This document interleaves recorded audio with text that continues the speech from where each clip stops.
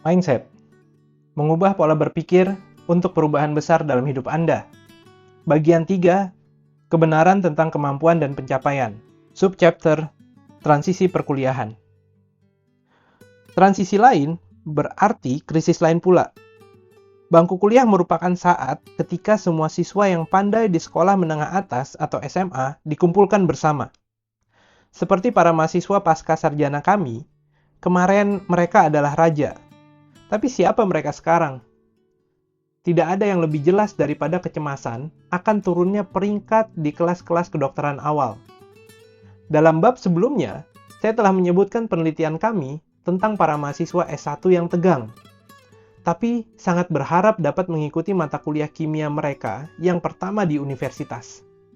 Inilah mata kuliah yang akan memberi atau tidak akan memberi mereka tiket masuk ke kurikulum kedokteran. Dan lazim diketahui bahwa mahasiswa akan melakukan apapun untuk dapat mengikuti mata kuliah ini dengan baik. Pada permulaan semester, kami memeriksa mindset mahasiswa. Kemudian, kami mengamati mereka selama mengikuti mata kuliah tersebut, melihat nilai mereka, dan menanyakan strategi belajar yang mereka gunakan. Sekali lagi, kami menemukan bahwa mahasiswa bermindset tumbuh mendapatkan nilai yang lebih baik dalam mata kuliah tersebut. Bahkan ketika mendapatkan nilai buruk pada ujian tertentu, mereka bangkit kembali pada ujian-ujian berikutnya. Tapi ketika mahasiswa bermindset tetap mendapat nilai buruk, seringkali mereka menyerah. Dalam kursus ini, setiap orang harus belajar. Tapi ada banyak cara untuk belajar. Banyak mahasiswa belajar seperti ini.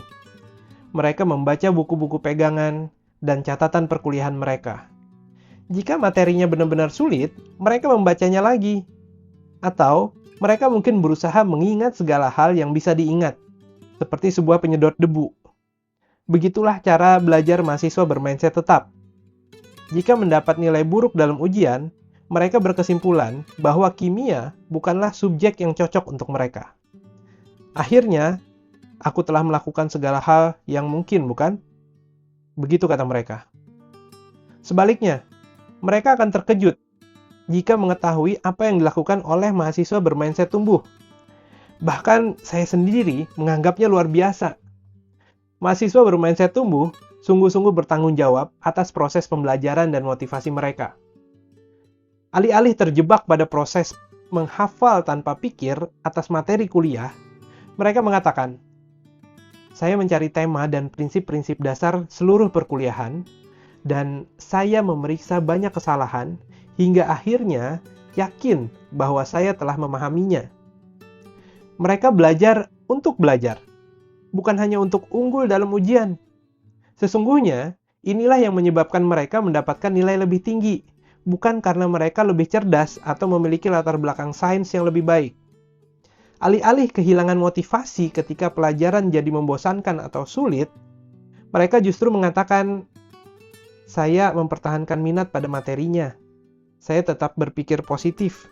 Dengan mengambil kimia, saya tetap memotivasi diri untuk belajar." Meskipun menganggap buku pegangannya membosankan atau instrukturnya tidak cakap, mereka tidak membiarkan motivasi mereka hilang begitu saja. Yang paling penting adalah memotivasi diri mereka sendiri. Saya mendapatkan sebuah surat elektronik dari salah seorang mahasiswa S1 saya, tidak lama setelah saya mengajarinya tentang mindset tumbuh. Inilah cara dia belajar sebelumnya. Ketika dihadapkan pada materi yang benar-benar sulit, saya sudah cenderung membaca materinya berulang-ulang. Setelah mempelajari mindset tumbuh, dia mulai menggunakan strategi yang lebih baik dan berhasil. Begini isi suratnya.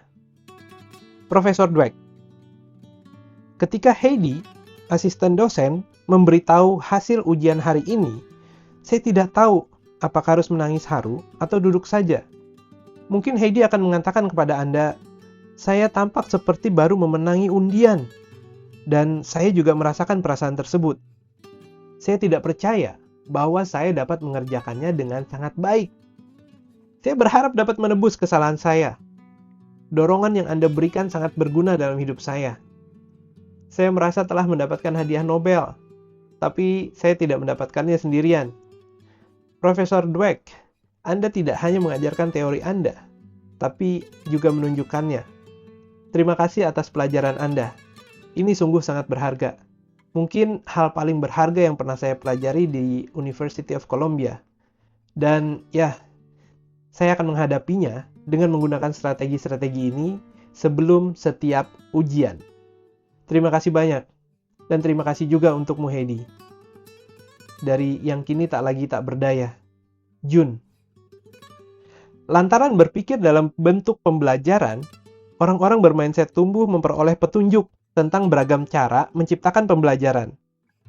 Memang aneh, para mahasiswa pradokter kami yang memiliki mindset tetap akan melakukan apapun untuk mendapatkan nilai yang baik, kecuali bertanggung jawab atas proses untuk memastikan tercapainya nilai itu.